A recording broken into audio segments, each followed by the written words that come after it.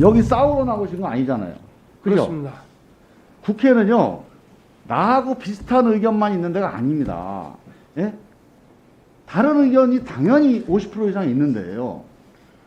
다른 모든 의견에 대해서 어이가 없다, 이해할 수 없다, 이러면서 계속 그렇게 반감정적으로 대응을 하면 이 국회라는 장은 성립이 안 됩니다. 저는 총장님이 지금 우리 김용민 의원의 여러 가지 지적이나 문제 제기에 대해서 동의 안 하실 수 있다고 봐요. 근데 김용민 의원이 여기까지 와서 질의를 하게 되는 거는 수많은 사람들의 의구심과 문제 제기와 목소리가 있는 거예요. 제가 알기로는 지금 저기 나온 것 중에서 제대로 사실관계가 조사됐다는 얘기 내가 들어본 적이 없어요. 그러면 총장님은 우리 검찰이 그런 짓을 할 조직이 아니다. 딱 여기에 머물러 있는 거 아닌가. 그런 상태에서 우리 검찰을 감히 의심해? 우리 검찰을 비판해? 이런 태도는 이건 정말로 공직자로서 그건 맞지 않는 태도라고 봅니다. 저는 동의 안 하셔도 좋아요. 이런 문제 제기가 있다는 거에 대해서 인정을 해 주셔야 됩니다. 그리고 그 문제 제기의 사실관계가 뭔지를 성실하게 같이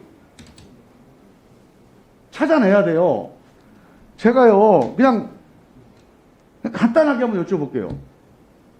조국 장관 수사를 조국 장관 부부와 딸, 아들, 친가, 처가, 우리 옛날 조선으로 따지면 3족을 멸한다고 해요.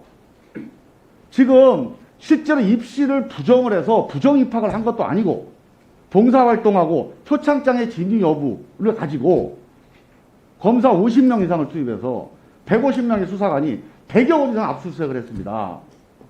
이게 살아있는 권력에 대한 수사라고 해서 한 거예요.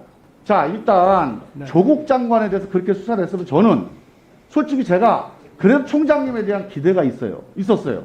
그래서 저는 총장님 가족과 관련된 사건을 아니 살아있는 권력으로 따지면 법무부 장관 예비 후보가 살아있는 권력입니까? 현직 총장이 살아있는 권력입니까?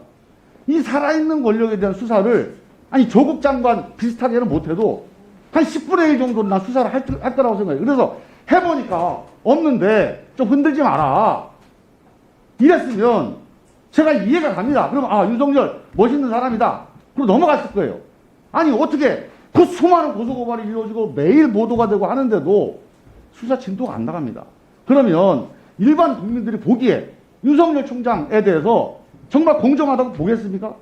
윤 총장님이 보기에 그럼 나와 관련된 사건이 이렇게 문제제기가 된다면 수사 절차와 과정은 나도 한번 엄격하게 지켜보겠다.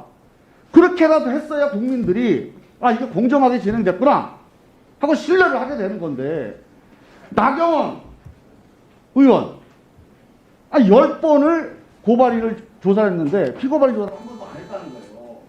그러니까 이런 식의 도대체 이 불균형이 어떻게 사람들한테 잘 이해가 되겠느냐. 그리고 이 점에 대해서 저는 총장님이 그거를 이게 좀 문제가 있다고 지적하는 거에 대해서 그 문제를 검찰을 공격하는 걸로 계속 같이 싸우시잖아요. 그러나 건전한 상식을 갖고 있는 사람이 조국과 윤석열의 수사에 대해서 이걸 어떻게 공정하다고 균형 있다고 얘기를 하겠습니까? 쉽지 않은 일이에요. 그거는 그 사람들의 문제 제기에 대해서 그걸 왜 안 받아들이죠? 많은 사람들이 수사를 안 한 거에 대해서 의구심을 문제를 제기하는 거를 그거를 인정해줘야 된다는 거예요. 타당한 문제 제기예요.